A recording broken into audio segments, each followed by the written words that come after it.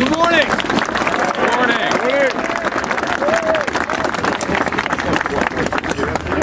This past Monday, I decided to visit the Lexington Green to pay my tribute to Captain John Parker. As I was walking on the green, I thought to myself, you know what? The founding fathers of the United States and Chairman Mao had one thing in common. They all thought guns are very important political instruments. However, their similarities ended there. Chairman Mao wrote in one time, he said, political power grew out of the barrel of a gun. And he also wrote, the party shall command the guns. However, in 1791, James Madison and his compatriots, believing that the power of the government is derived from the consent of the governed, and they wrote, the right to keep and bear arms shall not be infringed.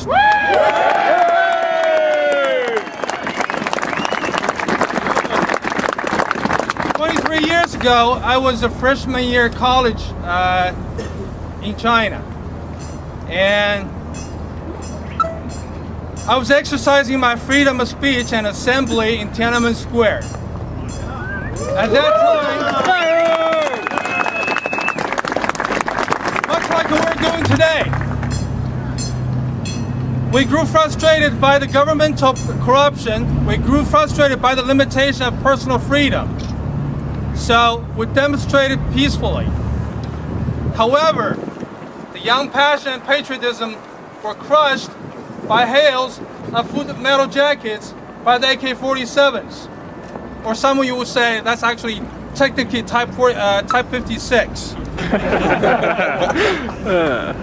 We could not fight back because we did not have an inch of iron in our hands, to borrow a Chinese expression.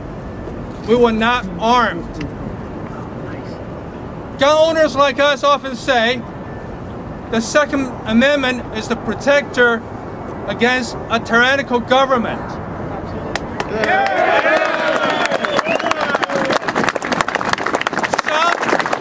Some would argue that a man with a rifle has no standing against the military technology and machine of today.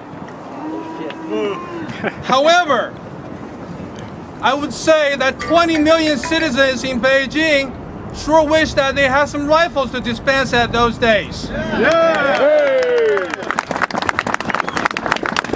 Freedom is not free. Liberty has costs. We recognize that in this free society, criminals or mentally deranged could get weapons and murder innocents. The answer, however, is not to disarm the law-abiding citizens. That's right. Not only criminals and the deranged will violate the laws anyway, more importantly, because when a government turns criminal, when a government turns deranged, the body count will not be 5, 10, or even 20. It will be in the hundreds, like in Tiananmen Square.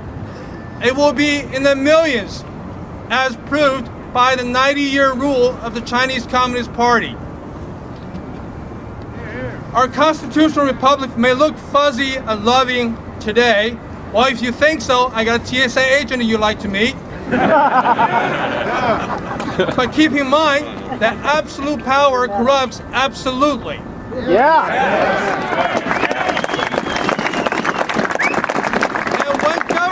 Has monopoly on guns, they have absolute power. Do you know that Chinese Constitution guarantees almost all the nice things that we have here?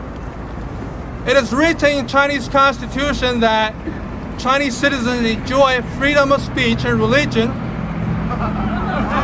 They have human rights and property rights, and such rights cannot take away without the due process of the law. And do you know what? Chinese people do not have the rights to keep and bear arms. I assure you, all those nice things written on Chinese Constitution are not worth the weight of the paper they're printed on. Because when government has all the guns, they have all the rights. I was not born a U.S. citizen. I was naturalized in 2007.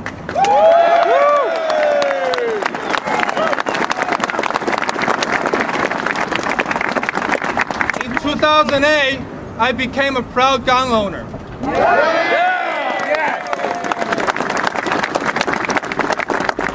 To me, a rifle is not for sporting or hunting. It is an instrument of freedom.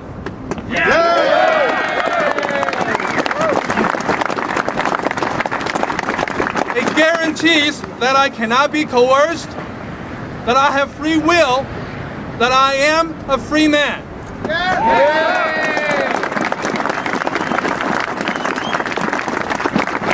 Now, suppose the 20 million Beijing citizens had a couple million rifles on hand in 1989.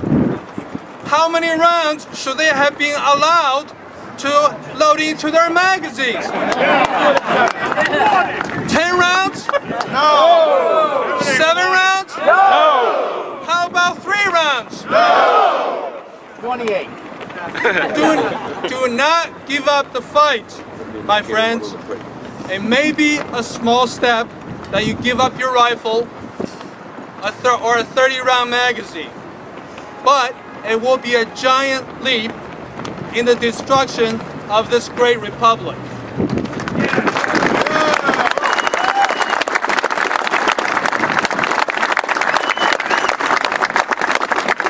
Now, in closing, I will quote the words of Captain John Parker.